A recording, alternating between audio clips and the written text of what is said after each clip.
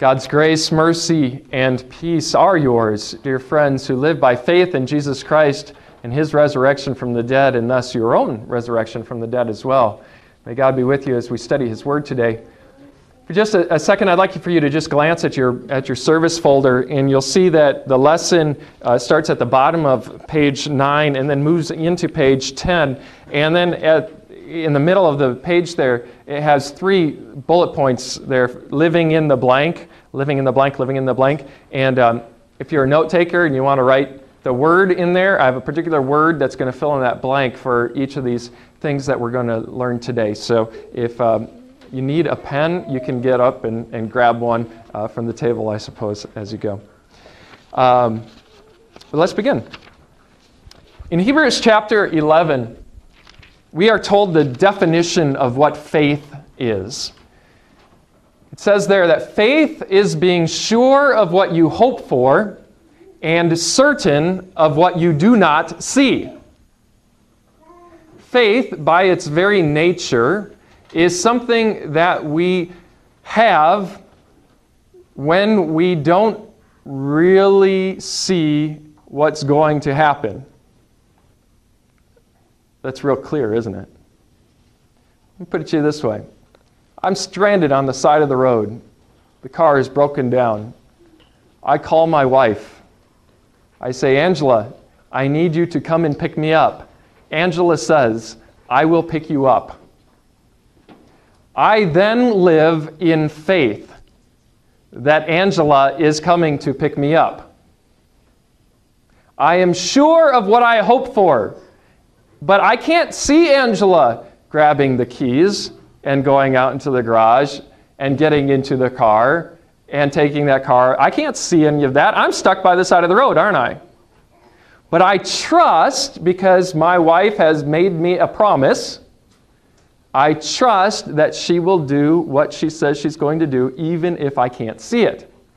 That, dear friends, is what faith is with regard to us and to God as well. We don't see God.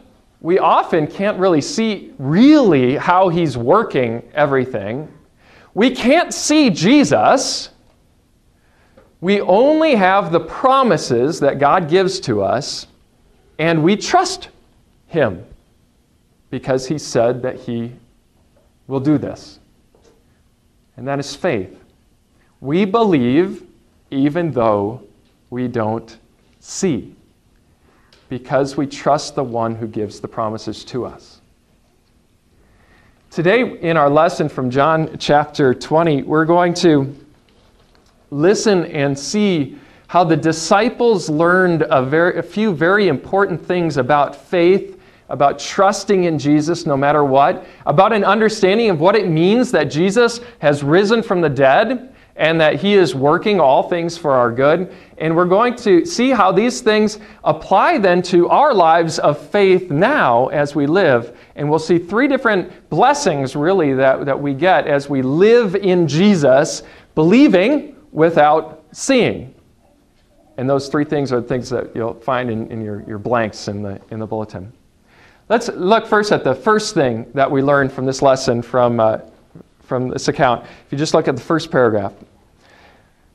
On the evening of that first day of the week, when the disciples were together with the doors locked for fear of the Jews, Jesus came and stood among them and said, "Peace be with you."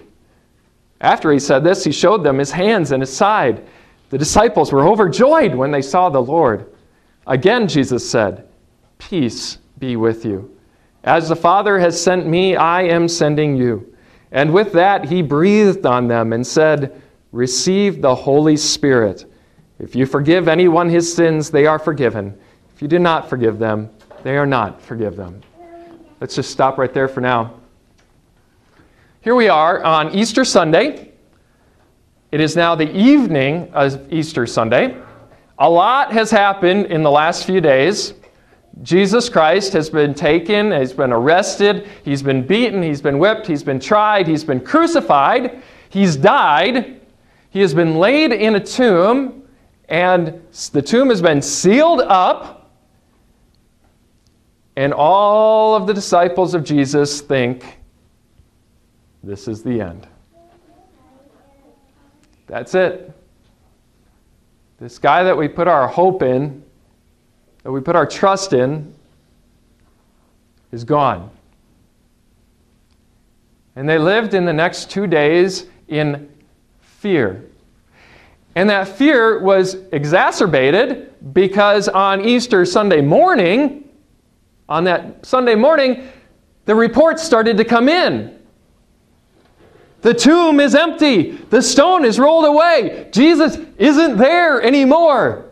And the women came back hurriedly, saying, we don't know what happened. This is really strange. But there were some angels, and he rose from the dead. And I don't know. It's awkward. And Peter and John ran to the tomb, and they went. And Peter goes, I don't know what's going on. And they hole back up into a room, the disciples together, because what they figure is this.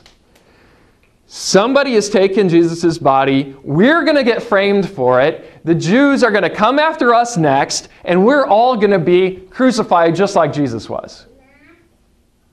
That's what they thought. Fear encompassed them. And they didn't know what to do, but the only thing that they could do, and the only thing that fear ever really does, is fear locks you up to where you can't function. If you're afraid to do something, you won't do it. And the disciples were afraid to do anything because they figured if they showed their faces, they would be taken just like Jesus was and killed just like him. And so fear made them do nothing but hole up in a room together. And into this room, on that Easter Sunday, that night, appears Jesus Christ. Not a ghost of Jesus Christ, who had died, but the real Jesus Christ, who had risen from the dead. And he appears to them in this room, and he says the only thing that can take away their fear: peace be with you. Because peace is the opposite of fear. Peace is the end of chaos. Peace drives away fear. And Jesus Christ stood before them and said, peace be with you. And then he does something amazing. He says, now I'm going to really give you that peace, because peace really comes through faith in him. Peace really comes with an understanding of what he has done for us and faith in that. And he says, receive the Holy Spirit.